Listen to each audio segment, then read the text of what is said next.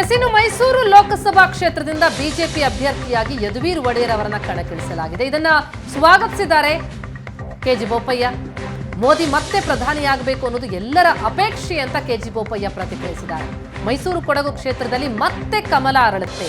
ಪ್ರತಾಪ್ ಸಿಂಹ ಅವರು ಸಾಕಷ್ಟು ಅಭಿವೃದ್ಧಿ ಕೆಲಸ ಮಾಡಿದ್ದಾರೆ ಅಂತ ಸುವರ್ಣ ನ್ಯೂಸ್ಗೆ ಮಾಜಿ ಶಾಸಕ ಕೆಜಿ ಬೋಪಯ್ಯ ಹೇಳಿಕೆಯನ್ನ ಕೊಟ್ಟಿದ್ದಾರೆ. ಯದುವೀರ ಆಯ್ಕೆಯನ್ನ ಸ್ವಾಗತಿಸಿದ್ದಾರೆ. ರಾಷ್ಟ್ರದಲ್ಲಿ ಅಥವಾ ರಾಜ್ಯದ ಎಲ್ಲ ವ್ಯವಸ್ಥೆಯನ್ನು ಪರಿಗಣನೆ ಮಾಡಿ ಕೊಟ್ಟಿದ್ದಾರೆ. ಎಲ್ಲರ ಅಭಿಪ್ರಾಯವನ್ನು ಕೇಳಿ ಮಾಡಿದ್ದಾರೆ, ಸ್ವಾಗತಿಸಬೇಕಾಗುತ್ತೆ. ನಾನು ಭಾಳ ಸ್ಪಷ್ಟವಾಗಿ ಹೇಳಿದ್ದೇನೆ. ಈಗ ವರದಿ ಎಲ್ಲವೂ ತೆಗೆದುಕೊಂಡಿದ್ದಾರೆ. ಯಾವ ಹಿನ್ನೆಲೆ ಒಳಗೆ ಈಗ ಟಿಕೆಟ್ ನಿರಾಕರಿಸಿದ್ದಾರೆ ಅನ್ನುವಂಥದ್ದಕ್ಕೆ ಈಗ ಅದಕ್ಕೆ ಉತ್ತರ ಕೊಡುವ ಇದು ಇಲ್ಲ.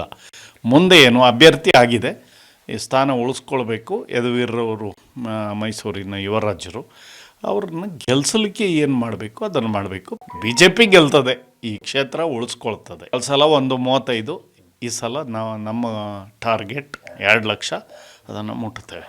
ಇಡೀ ರಾಷ್ಟ್ರದಲ್ಲಿ ಅಥವಾ ರಾಜ್ಯದ ಎಲ್ಲ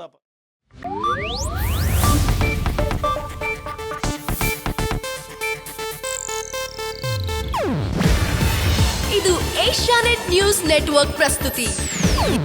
ನೀವು ನೋಡ್ತಿದ್ದೀರಾ ಏಷ್ಯಾನೆಟ್ ಸುವರ್ಣ ನ್ಯೂಸ್.